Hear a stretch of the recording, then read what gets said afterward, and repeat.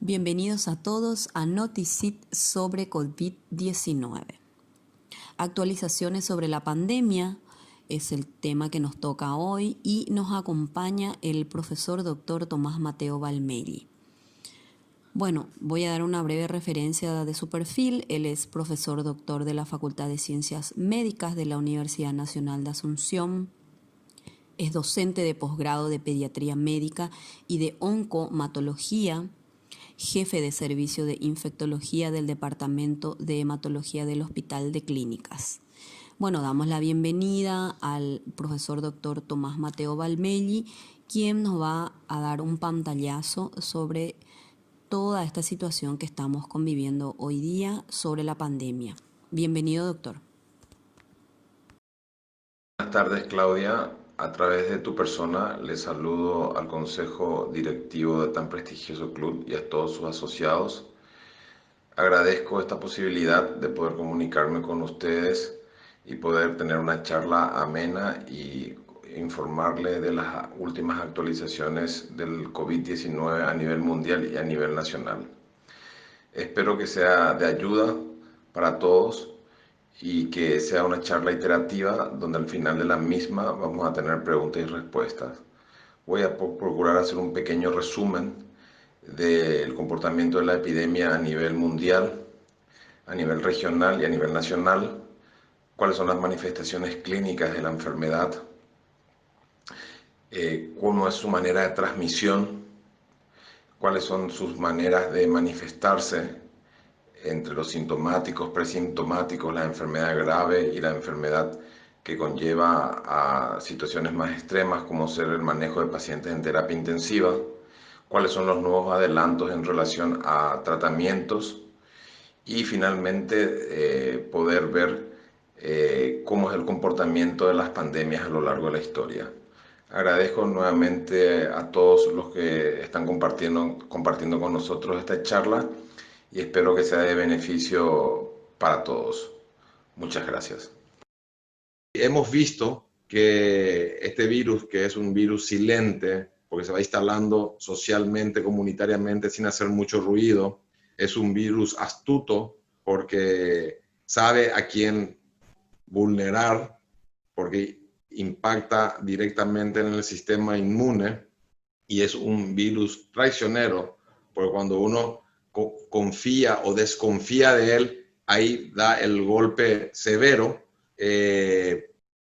Dejó muchas secuelas hasta que finalmente, llegando a la estación invernal, que es la que nosotros estamos comenzando ahora, se instaló en el epicentro de la epidemia, se instala en Sudamérica con un fuerte impacto en Brasil, Perú, Ecuador, Bolivia, también en Centroamérica, Panamá y Paraguay, Uruguay, con estrategias que funcionaron desde un inicio, pudimos aplacar un poco que no se presente esa curva de crecimiento exponencial, y Argentina más o menos la está haciendo, la está luchando y están con un pronóstico a esperar, pero también están aplacando, mitigando de alguna manera que no haya un crecimiento exponencial donde hayan muchos infectados en un pequeño periodo de tiempo y que haga que estrese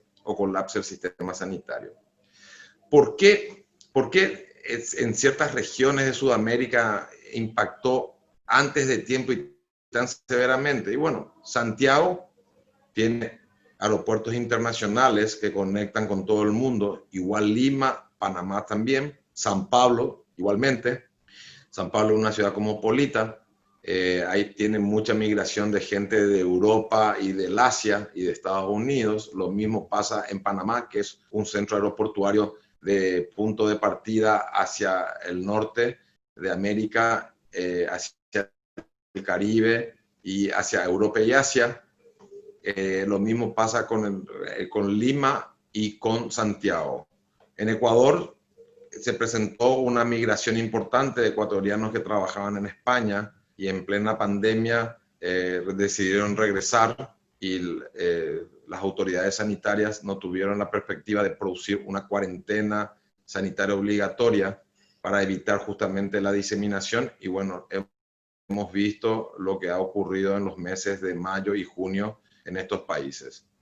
Nosotros, en base a una estrategia muy dolorosa, dificultosa, que impactó importantemente en lo social, porque conllevó a un paro económico de la economía y dolorosa porque mucha gente la está pasando muy mal, gente que está cerrando sus empresas, gente que está desempleando gente.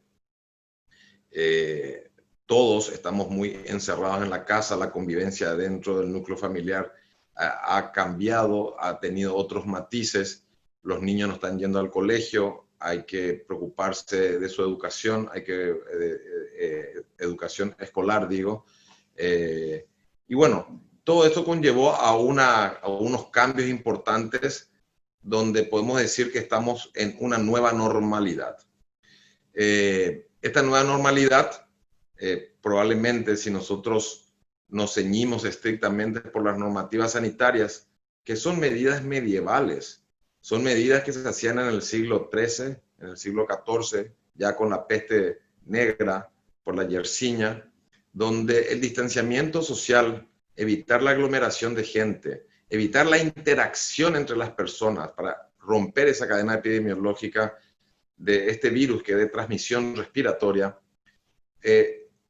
utilizando ciertos hábitos más higiénicos, que es nada más que lavarse la mano con agua y jabón, y utilizar una cobertura de la nariz, la boca y el mentón, es la única estrategia científica hoy demostrada desde siglos y hoy actualizada, por más que sean medidas medievales, que impactan en la posibilidad de disminuir la infección y en la carga viral o en la cantidad de partículas que un individuo susceptible puede absorber a través de sus vías respiratorias de un paciente infectado y darle chance a su sistema inmune que frene la infección y que esa infección no se convierta en una enfermedad grave o severa que lo lleve a ocupar una cama de hospitalización o una cama en terapia intensiva.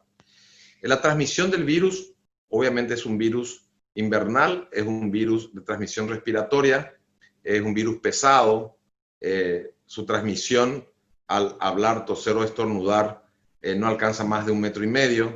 Obviamente que uno al gritar o al cantar o al levantar la voz, esto puede tener un poquitito más de distancia, de progresión de esas gotitas de saliva que nosotros eliminamos al realizar estos actos, pero con un distanciamiento de 2 metros y con una buena cobertura de la nariz, boca y mentón, nosotros podemos paliar el ingreso de este virus a nuestras vías respiratorias y que esto tenga un impacto posteriormente en la salud. No solamente uno se infecta por la absorción a través de las vías respiratorias, sino también uno se puede infectar por contacto indirecto, tocando superficies contaminadas con el virus y luego uno llevándose la mano contaminada a fregarse el ojo, la nariz o la boca. En líneas generales, las manifestaciones clínicas son importantes de que ustedes sepan. Hay un alto porcentaje de individuos infectados que pueden no presentar manifestación clínica en todo el ciclo evolutivo del virus, que habitualmente dura entre 2 y 14 días, que es el periodo de incubación. Esos se llaman asintomáticos y se considera que hay un 30 o 40% de pacientes infectados asintomáticos. Habitualmente eso se ve más en la población joven y en los niños. Hay un porcentaje de estos pacientes asintomáticos que cambian de características y se vuelven en presintomáticos. ¿Qué significa? En algún momento del ciclo biológico de la infección, de no presentar síntomas, pueden presentar algunos síntomas que pueden ser tan leves como un pequeño carraspeo en la garganta, una congestión, estornudo, tos, dolor de garganta, un poco de dolor de cabeza. Algunos pierden el gusto y el olfato. Entonces eso se le llaman presintomáticos. Y ahí está el quid de la cuestión, que entre el asintomático y el presintomático es imposible detectar quién tiene la infección por coronavirus y quién no. Por eso nosotros tenemos que considerar que cualquier individuo tiene que considerarse a sí mismo como un individuo portador del virus y el que está enfrente como un individuo portador del virus. Si todos nos consideramos que podemos estar infectados por el virus y pensamos en forma individual, cuidándonos a nosotros mismos, muy probablemente nuestra conducta plural, colectiva, dentro de la sociedad, va a hacer que se mitigue la circulación comunitaria, y al haber poca circulación comunitaria, nosotros vamos a ver un proceso evolutivo de la pandemia paulatina, lenta, progresiva, pero no exponencial, y vamos probablemente poder dar respuestas sanitarias ante un sistema sanitario que, como todos ustedes saben, ya venía estresado por la última pandemia del dengue, donde tuvimos un alto índice de infección no visto en los últimos 10 años, y que en estos días se ha fortalecido medianamente o escasamente. Eso ya lo veremos más adelante, pero aparentemente es insuficiente para poder hacer frente a un brote furioso de este virus, porque grandes capitales mundiales como París, Londres, Nueva York, San Pablo, Santiago de Chile, donde sus sistemas sanitarios están mucho más fortalecidos, han claudicado y se han arrodillado ante el brote furioso del coronavirus. Entonces, nosotros tenemos que tener como estrategia, en primer lugar, saber que la vacuna que tanto anhelamos está en nuestras manos. Se llama agua, jabón, taparse la nariz, la boca y el mentón y guardar un distanciamiento de 2 metros, evitar la aglomeración, y de esa manera vamos a prevenir infectarnos e infectar a nuestra comunidad. Es decir, esa es la mejor vacuna hoy en día que tenemos contra el coronavirus. Pensar en singular y actuar en plural. Nosotros estamos pasando por un estado de alerta, todavía no estamos en un estado de alarma. Ustedes han visto que en las últimas semanas hemos tenido un incremento de los casos infectados. Tenemos un gran número de recuperados. El recuperado es ya aquel que tuvo la infección y ya después de 14 días o 21 días ya tiene su test negativo. Eso muy probablemente se deba a que nosotros somos un país que estamos globalizados dentro del mundo, pero tenemos poco turismo del Asia, de Estados Unidos y de Europa. Por lo tanto, la importación del virus fue escasa. Eso se puede dar porque tenemos una densidad poblacional escasa, porque tenemos un bono demográfico donde el 94% de la población es menor de 60 años y porque evidentemente somos una población joven y sana, y el clima de alguna u otra manera también nos ha ayudado hasta ahora, en esta última semana que estamos teniendo un poco de frío, pero no ese frío intenso y prolongado que hace que el coronavirus se sienta bien en el medio ambiente. Obviamente las estrategias y el esfuerzo mancomunado que hemos hecho cada uno de los paraguayos al encerrarnos durante 2 meses en forma total, esa interdicción total que tuvimos de aislamiento de obligatorio, también tiene un impacto importante en la mitigación del brote.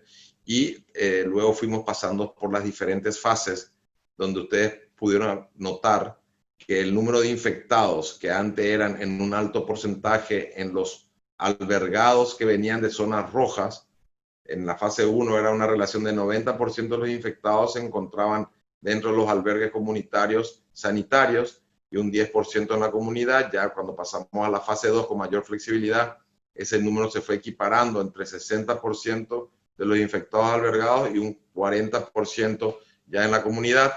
Y hoy ya estamos al revés. Hoy tenemos más infectados en la comunidad que en lo que están en las cuarentenas sanitarias obligatorias de los individuos que vienen del extranjero. Que eso tiene que seguir, porque el control de las pandemias tienen 2 etapas. La contingencia, que es el cierre y vigilancia epidemiológica de las fronteras, evitar que el virus ingrese a la región que uno desee.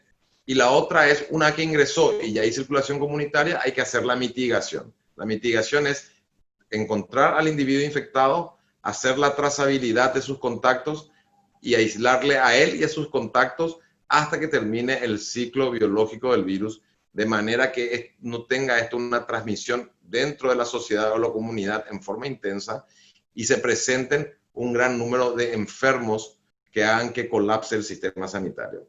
Por el momento nosotros estamos desde el punto de vista epidemiológico bien. Hemos tenido un incremento importante de infectados, pero eso se debe principalmente al brote localizado que hubo en la penitenciaría de Ciudad del Este. No se olviden que de los 2.500 casos infectados, tenemos 600 corresponden a la penitenciaría de Ciudad del Este. Eso a mí, por un lado, obviamente que es una desgracia que por más que estén penando su culpa por algún tipo de indisciplina que hayan tenido, no tienen derecho a enfermarse y a morirse, ¿verdad?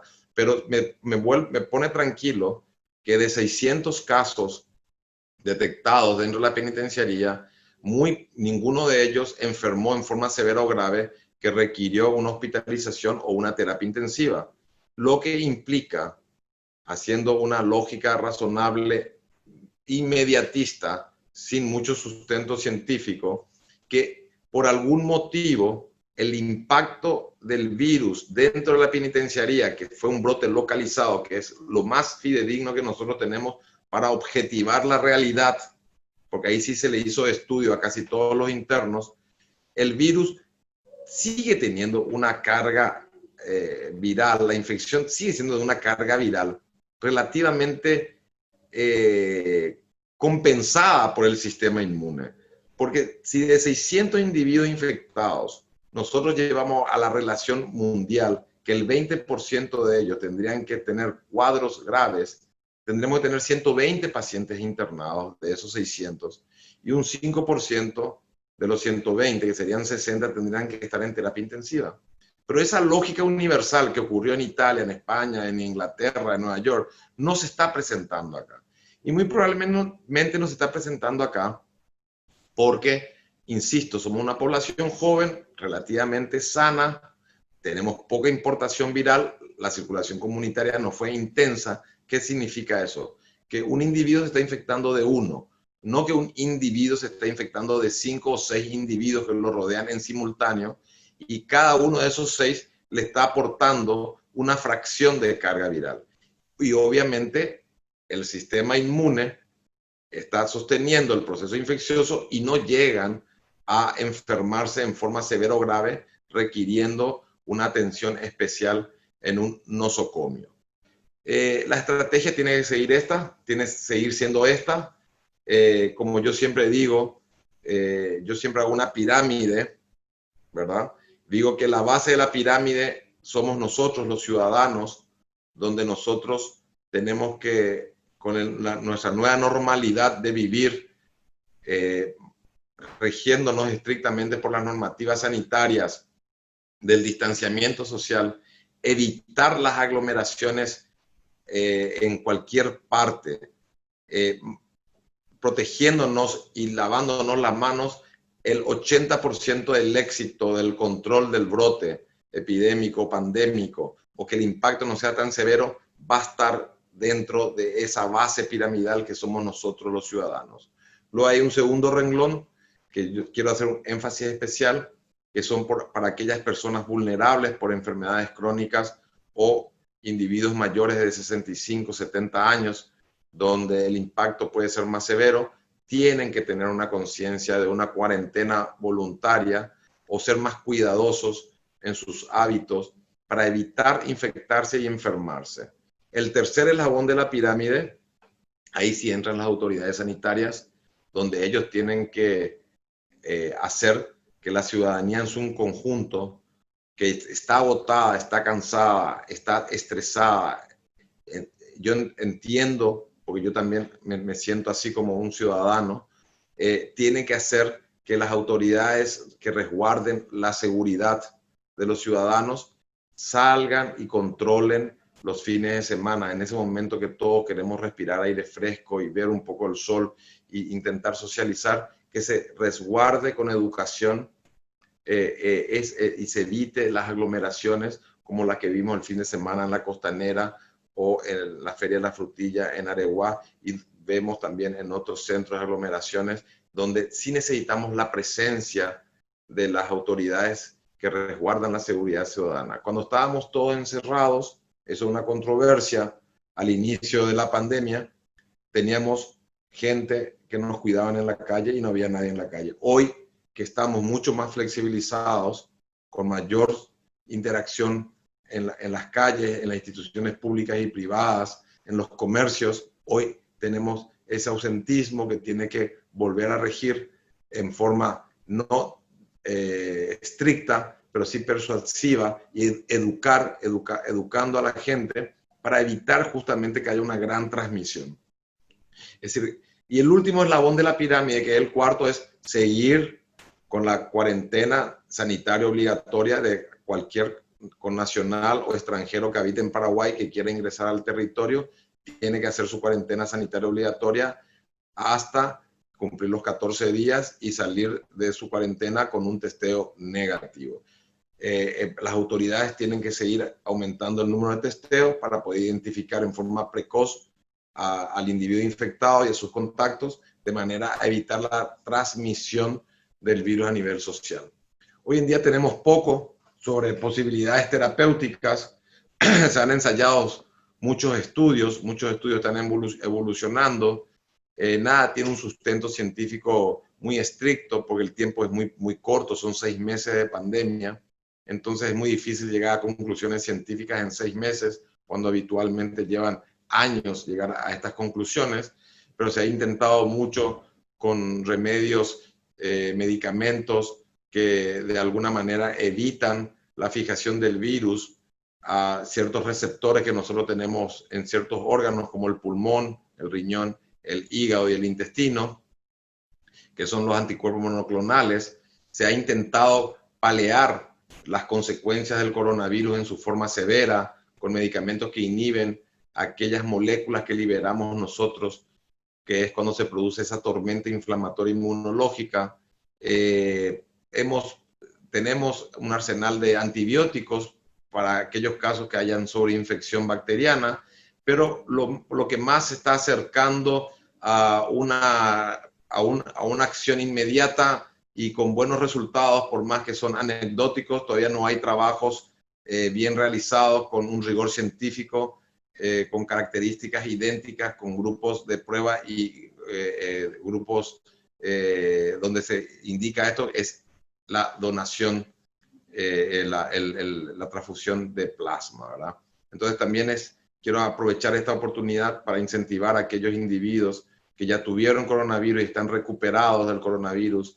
Desde el día de su recuperación tienen 30 días para ser donadores voluntarios no remunerados de su sangre, y de sangre se extrae la parte líquida, y esa parte líquida están los anticuerpos. Los anticuerpos son proteínas que defienden al cuerpo de las infecciones, y con una donación uno puede salvar una vida. Y sería interesante que si alguien ya tuvo coronavirus y ya se certificó con 2 test negativos con intervalo de 24 horas, que ya no tiene coronavirus, tiene 30 días para donar su sangre, y de esa sangre la extracción del plasma puede ser utilizado en un paciente dentro de los primeros 10 días de enfermedad, donde los médicos que lo manejen pueden ver que es un paciente con algún tipo de gravedad o comorbilidad, o que puede ir a un estadio grave o severo de la enfermedad. Vacunas, dije ya, la vacuna ideal es el distanciamiento social, evitar la aglomeración, tener cuidado con las superficies sólidas, superficies lisas que tocamos, no llevarnos la mano al ojo, a la nariz, a la boca. Si vamos a toser o estornudar, siempre usar la flexura del codo de la mano no diestra para no contaminar, y que las gotitas que eliminamos a toser, hablar o estornudar no viajen más de 2 metros. Protección de la nariz, la boca y el mentón.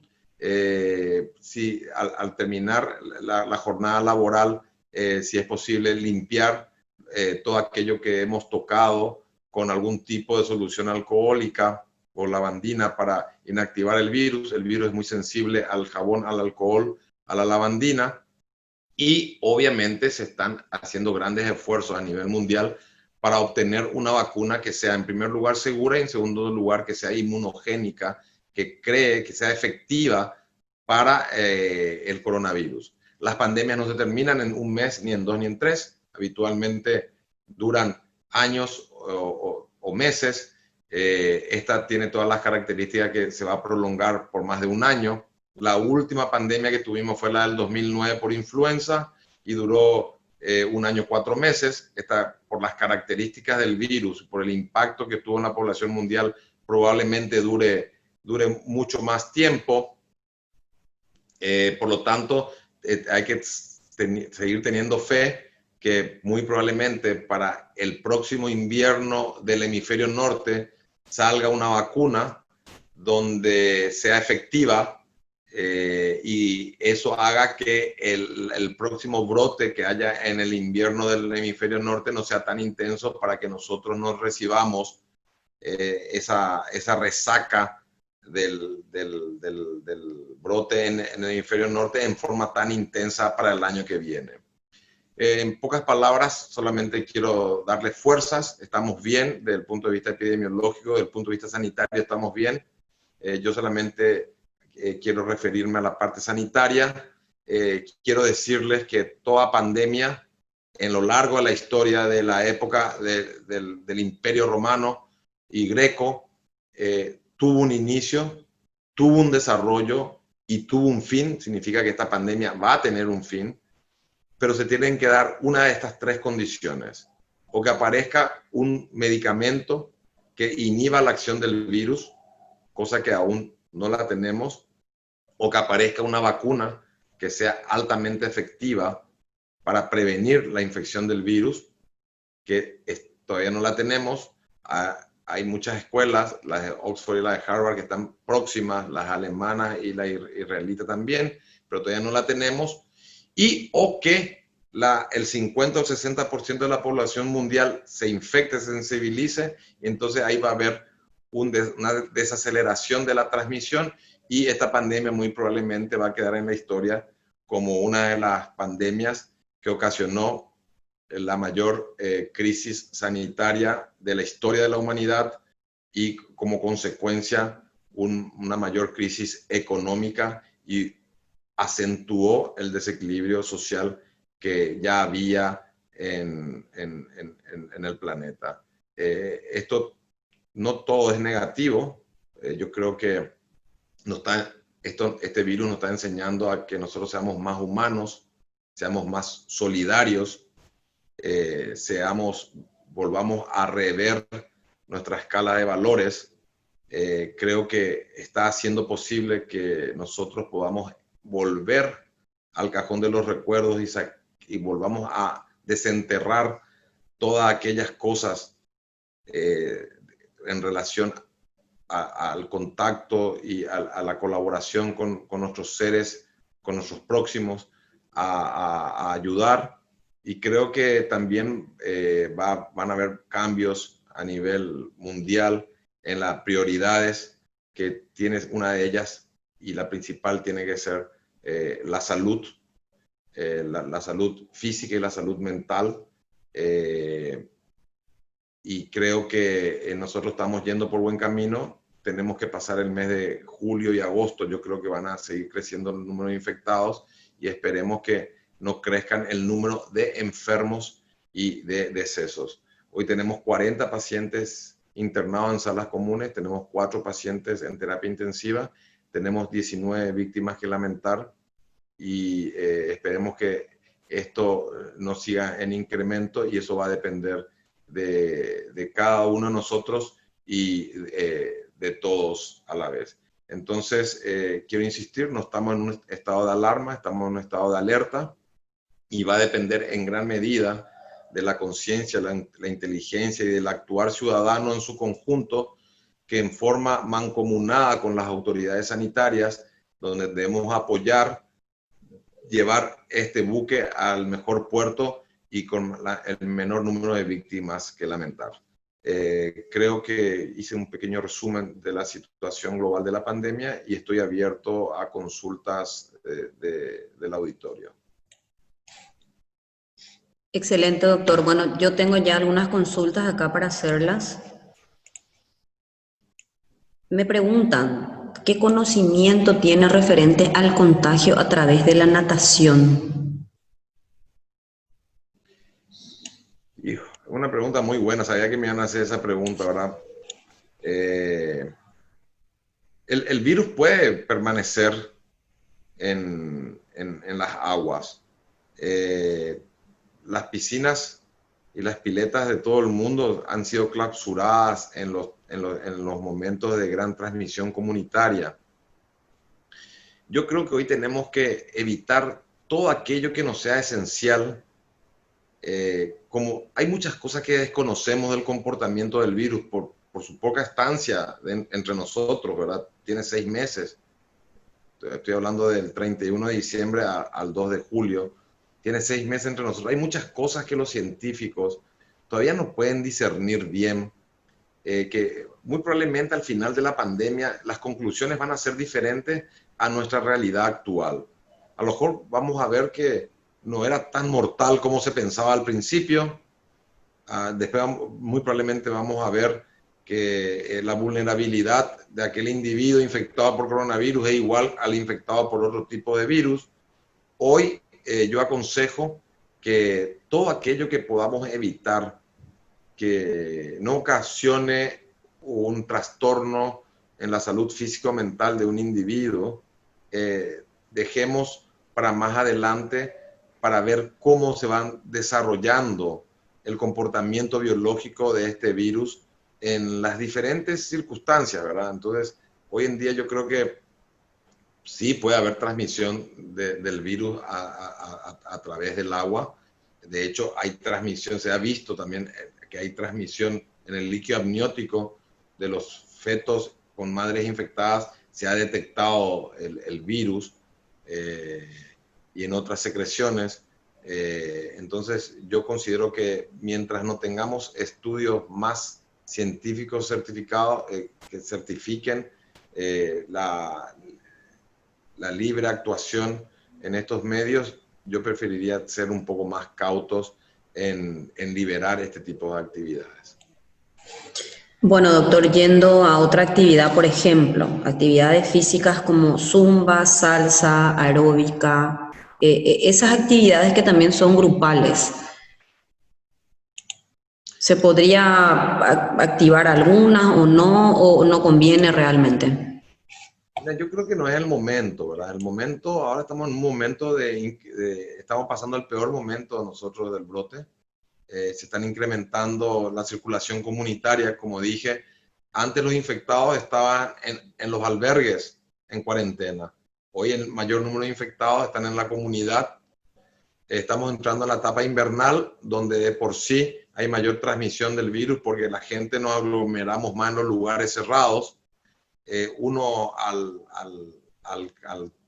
cantar, al respirar profundamente, al exhalar profundamente, elimina mayor cantidad de saliva y uno puede estar en un periodo de ventana donde a lo mejor se hizo su prueba del COVID, pero está todavía en ese periodo donde no es detectado el virus en las vías respiratorias, o puede estar pasando por un periodo asintomático donde no presenta síntomas, o puede estar en un periodo presintomático, está en los días previos a presentar los primeros síntomas, y uno al hacer estas actividades físicas en lugares cerrados donde no hay circulación de aire y en forma aglomerada, aumentan, no digo que se contagien, pero puede aumentar la posibilidad de contagio. Y hoy en día lo que tenemos que evitar es que nos contagiemos en forma abrupta para que no colapse el sistema sanitario. Yo creo que tendríamos que esperar por lo menos 2-3 semanas más para ver cómo se comporta el virus en el mes de julio, para ir liberando este tipo de actividades más grupales. Bueno, entiendo, doctor. Ahora también preguntan por los días de incubación de entre 14 a 21 días, que es el periodo de incubación, y dentro de ese tiempo, ¿cuál es el nivel de contagio que pueda existir? Y en el periodo de incubación es tan corto de 2 días o puede ser tan largo de 14 días, que es lo que dura un ciclo biológico. Por eso las cuarentenas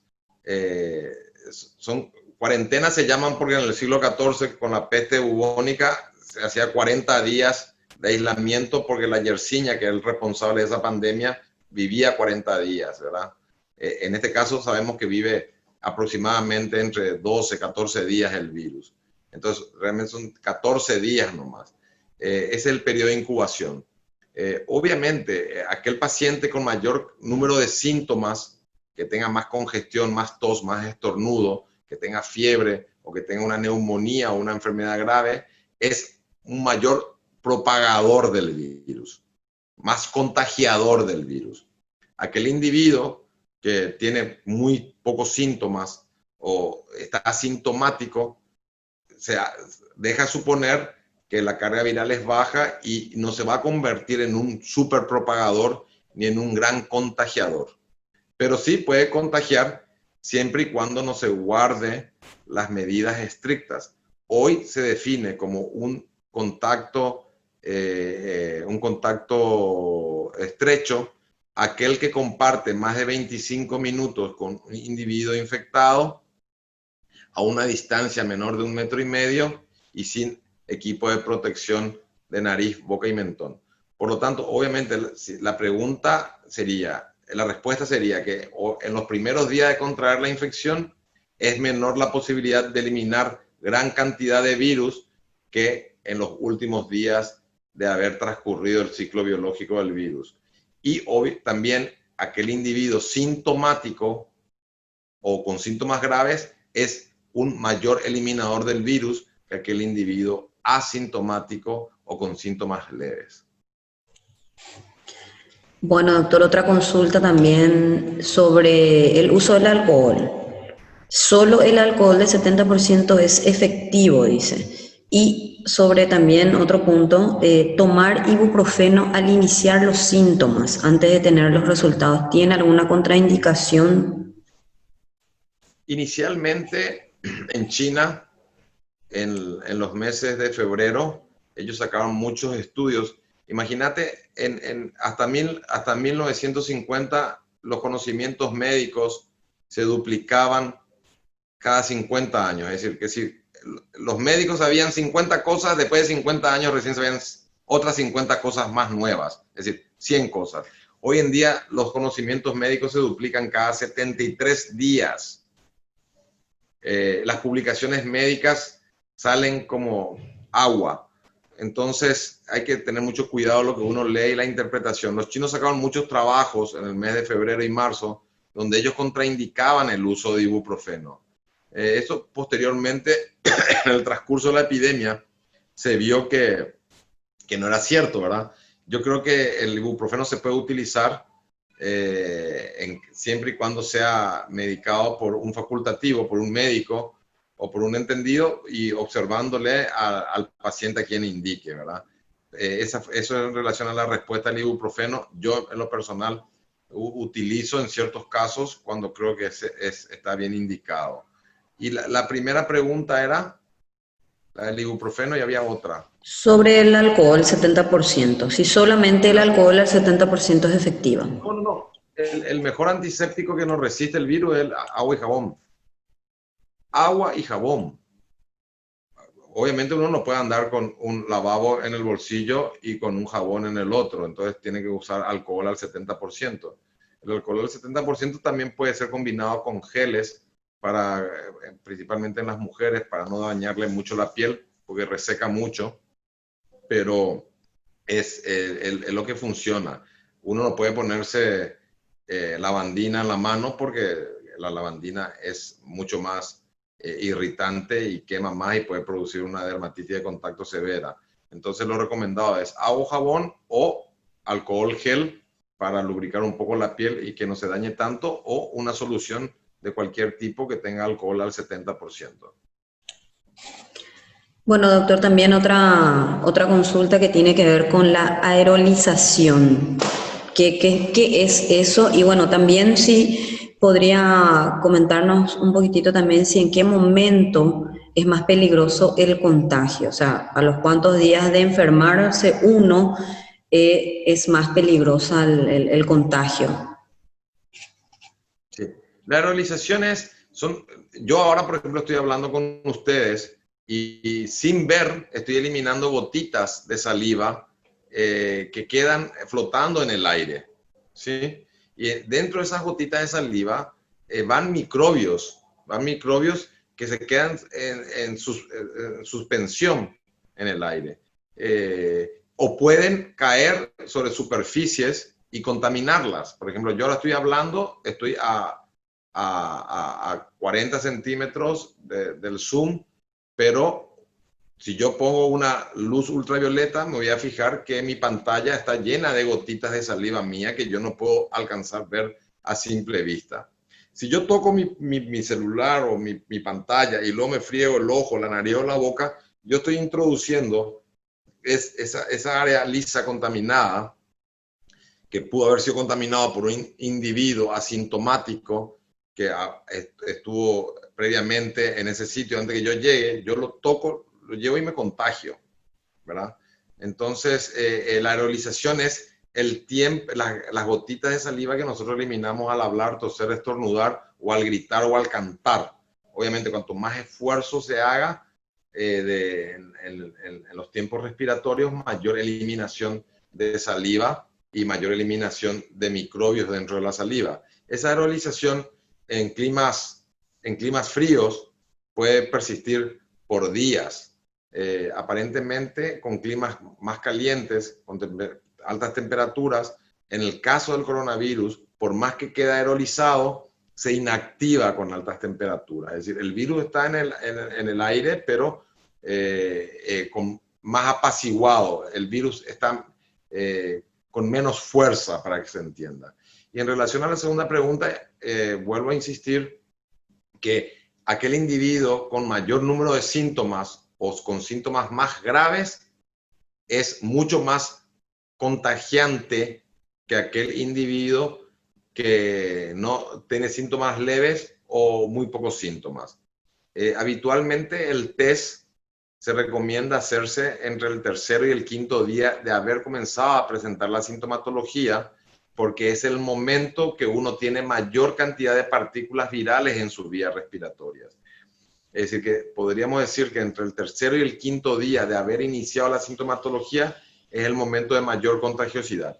Pero esto no es solamente con coronavirus, esto es con todos los virus respiratorios, con influenza, con parainfluenza, con rinovirus, con adenovirus, con metaneumovirus, bocavirus. Hay un sinnúmero de virus respiratorios que también pueden tener un impacto importante en la salud de aquellos individuos vulnerables. Hoy hablamos de coronavirus porque es la crisis sanitaria, económica y social que engloba al mundo. Pero yo también quiero hacer una reflexión con todos ustedes, que aquel paciente vulnerable, de añoso, con muchos años, o aquel individuo con una enfermedad de fondo que comprometa su sistema inmune, cualquier otro microbio diferente al coronavirus puede tener el mismo efecto en su salud y llevarlo a una neumonía, a una falla multiorgánica, a una terapia intensiva y puede producir el deceso del mismo. Es decir, que hoy hablamos del coronavirus, pero no nos tenemos que olvidar de todos los otros comensales invitados habitualmente en épocas invernales, que son los virus respiratorios, que hoy van a estar un poco más aplacados por el ausentismo escolar, porque son virus que se ven más en la edad pediátrica y ellos son los que transmiten al adulto. Acá se está dando al revés. El coronavirus nosotros le transmitimos a los niños en nuestras casas.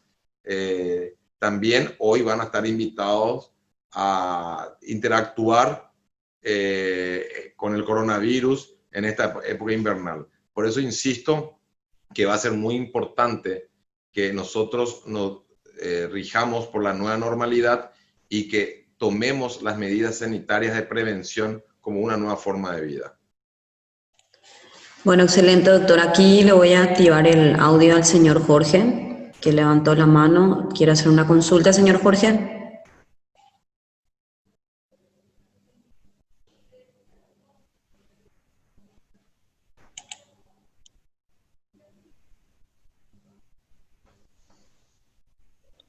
Hola, ¿Se le escucha, señor? sí, Hola doctor, buenas noches. Hola, Hola, hola, le escucho. sí, doctor, bueno, primero felicitarle, muy buena su disertación, nos ayuda a todos tener una idea más de cómo está la pandemia y poder hacer de todo las mejores cosas. Una pregunta, usted habló de las personas que tienen enfermedades preexistentes, los diabéticos, problemas cardiológicos, con presión alta. ¿Por qué eso? Porque tienen menos deprimido la función. No sé si Sí, me explico.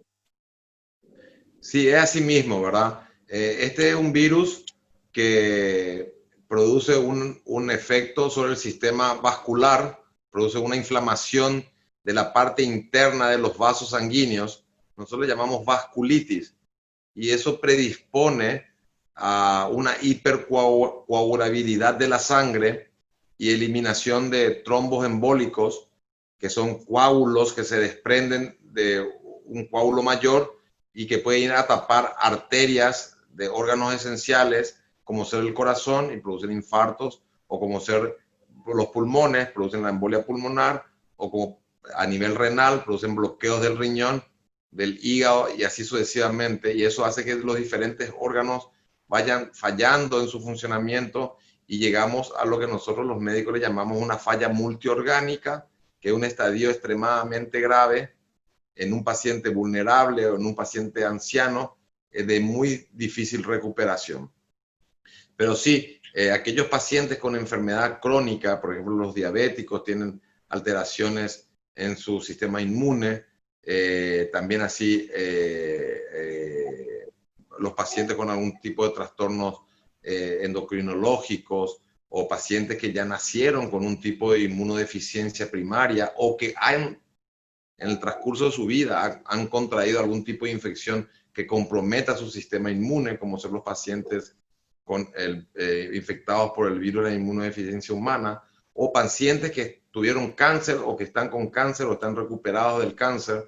Su sistema inmune en su forma cuantitativa y cualitativa no es el mismo. Pueden estar bajo tratamiento con medicamentos que deprimen las defensas, nosotros le llamamos inmunosupresión.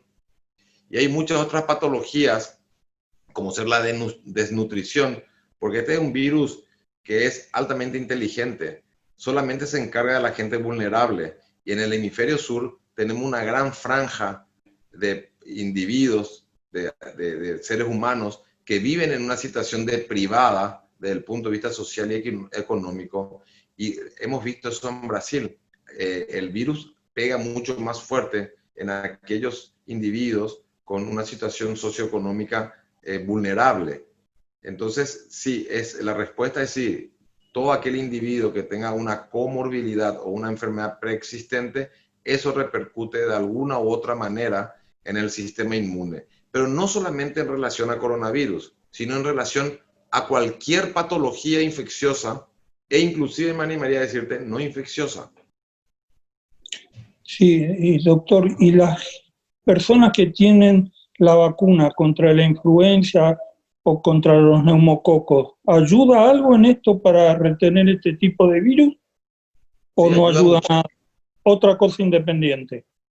Ayuda muchísimo. Si Ayuda mucho. uno se ha vacunado con la cepa vacunal 2020 de la influenza H1N1, que es la vacuna tetravalente, que abarca 4 cepas, que son las que se obtienen de los datos de los centros de vigilancia epidemiológica del hemisferio norte. Entonces se construye una vacuna para el hemisferio sur. Eso vos tenés una alta posibilidad de no tener ya una infección por influenza o a una bacteria que habitualmente complica en las neumonías, como ser el neumococo. Entonces, cuando vos puedas tener el mayor número de enemigos fuera del campo de batalla y enfrentar solamente a uno, eso hace que nosotros estemos más fuertes desde el punto de vista sanitario para poder zanjar esta crisis sanitaria mundial y que se está presentando aquí en nuestro país ahora. Y por último, doctor, una persona que ya tuvo una neumonía, ¿verdad? Ya está curada, ya salió de la neumonía. ¿Es más factible a que vuelva a tener, pueda tomar este virus o tiene un tipo de protección por haber tenido neumonía? No, no, no. A no ser que haya un factor predisponente a tener cuadros de neumonías recurrentes, sí.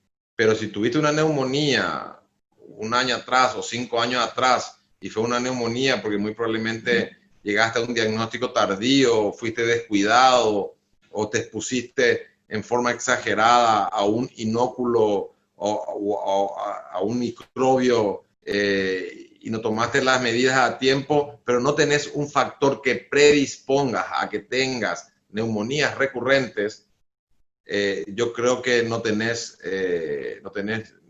porque va a tener el mismo riesgo que aquel individuo que es inmunocompetente igual que vos, que nunca haya tenido neumonía anteriormente. Muchas gracias, doctor, muy amable por la explicación. Muy interesantes las preguntas, señor Jorge. Gracias, doctor. Bueno, también tengo otras consultas acá en el chat. Si podríamos hablar un poquitito del uso de la ivermectina, por un lado. También preguntan si el uso de tapabocas para andar en bici es recomendable, o sea, sí o sí se tiene que usar. Y también si el hipotiroidismo predispone a que se agrave el cuadro. Esas tres preguntitas, doctor. Bueno, en relación a la ivermectina es un antiparasitario que ya se ensayó estudios en el MERS en el 2012, igual que con la hidroxicloroquina.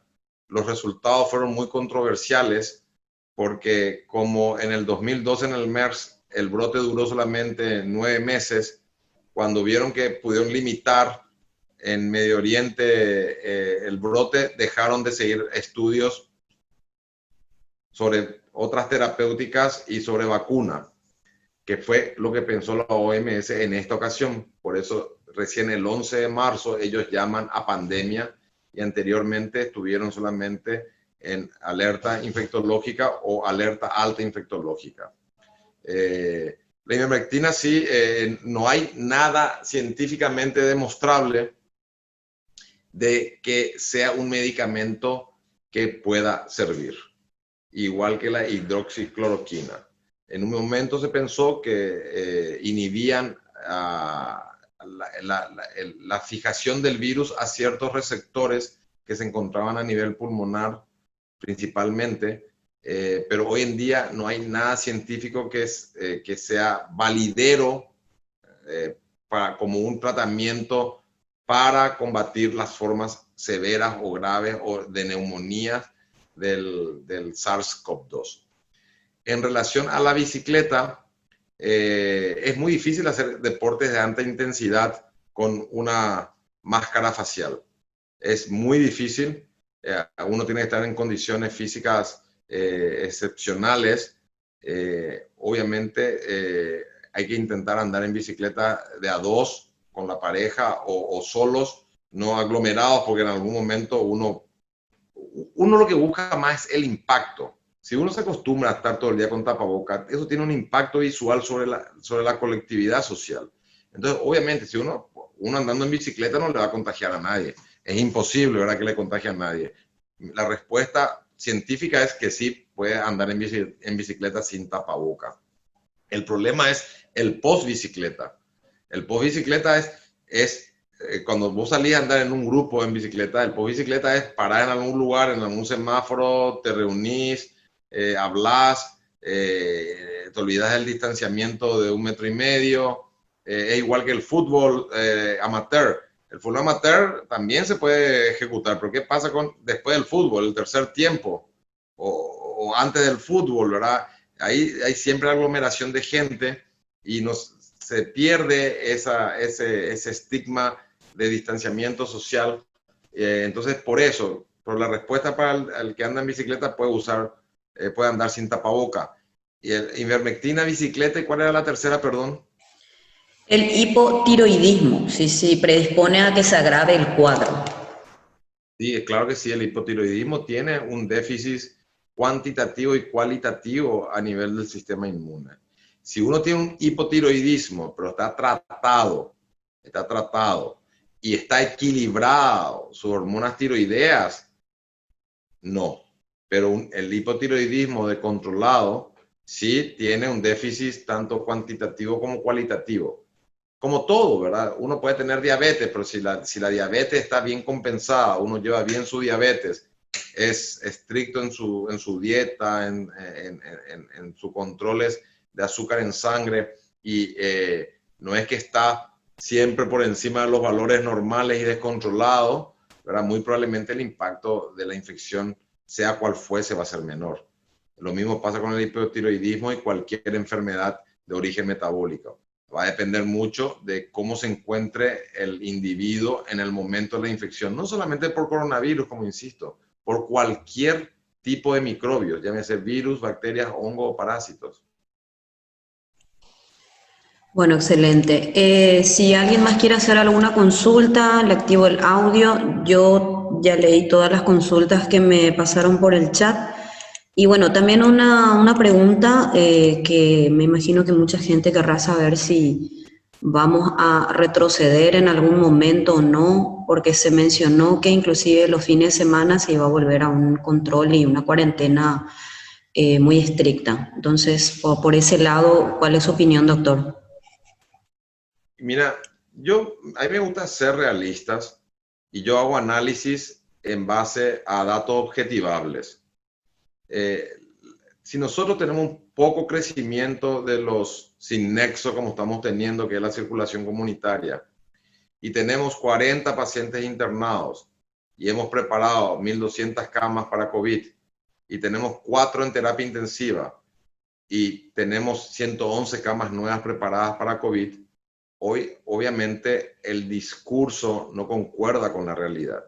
Eso es algo malo, porque cualquier individuo se da cuenta, si tenemos 111 camas preparadas para COVID y hay 4 nomás ocupadas en terapia, y tenemos 2 hospitales con 200 camas nuevas y hay 40 pacientes internados, ¿por qué vamos a estar en semáforo amarillo o vamos a ir a una cuarentena o un toque de queda de 8 a 5 de la mañana o los fines de semana si todavía la condición no están dadas? ¿Qué va a pasar cuando hayan 50 en terapia intensiva y 100 en internación? ¿Vamos a ir a fase 0 otra vez? Imposible.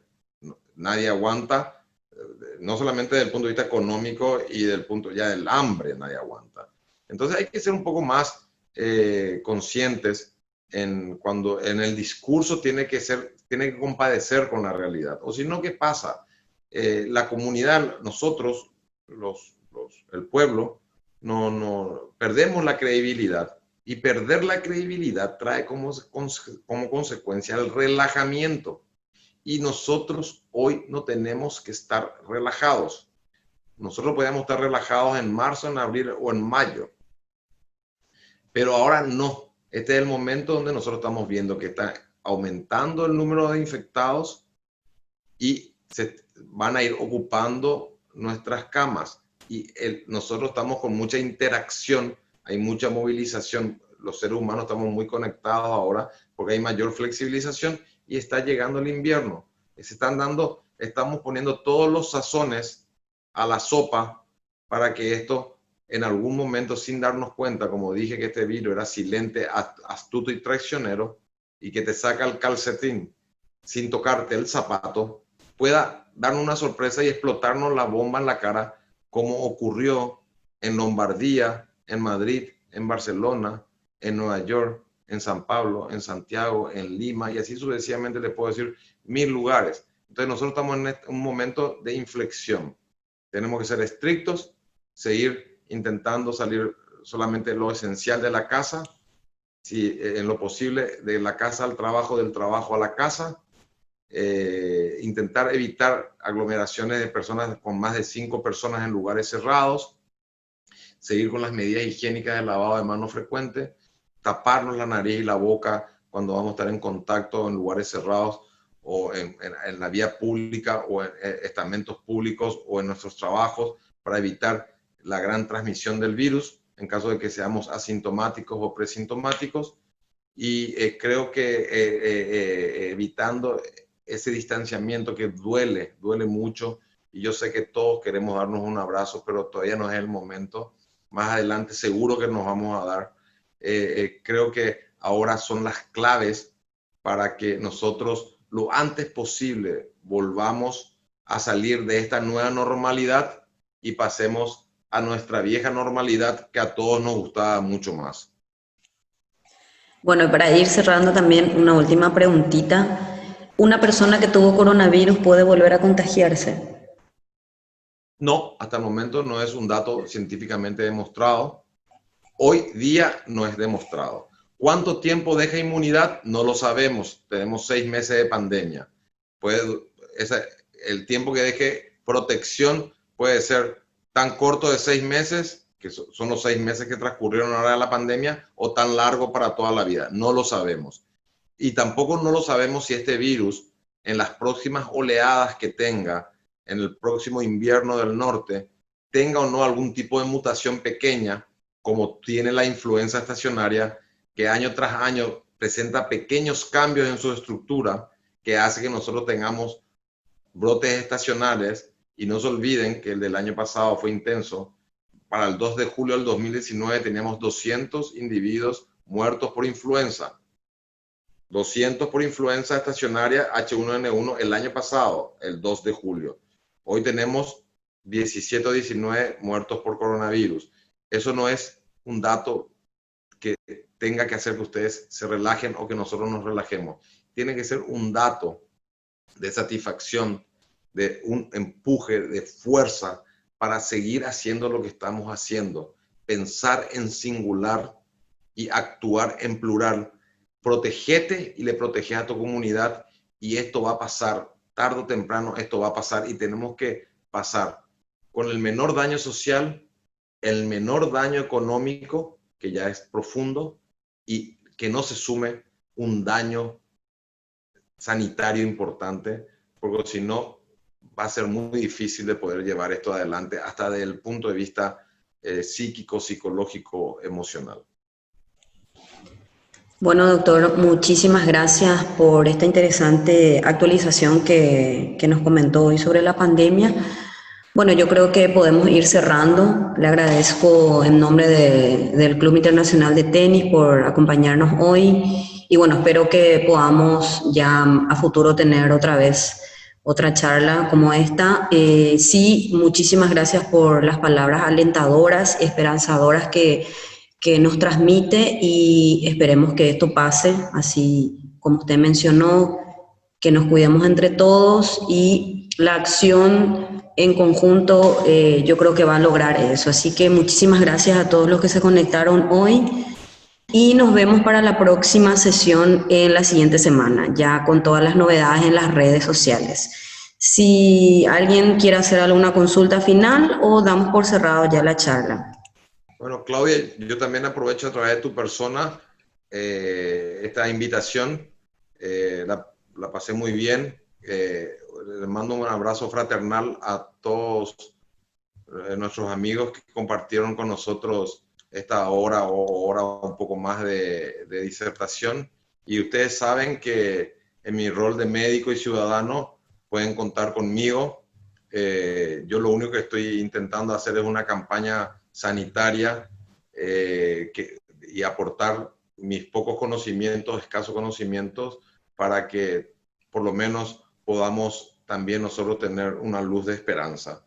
Hay que seguir apoyando a las autoridades, también hay que ir señalándoles sus errores para que los corrijan, porque en esta pandemia no hay estrategias acertadas o desacertadas. Las desacertadas hay que corregirlas y las acertadas hay que seguir. El coronavirus no es responsabilidad de nadie, no es responsabilidad de ninguna autoridad. El coronavirus se instaló en el mundo, y nosotros podemos perder a lo mejor la confianza plena en las autoridades, pero lo que no tenemos que perder es la confianza que el coronavirus está entre nosotros. Tenemos que protegernos. Bueno, así mismo como dijo, doctor, muchísimas gracias, y bueno, buenas noches para todos. Muchas gracias.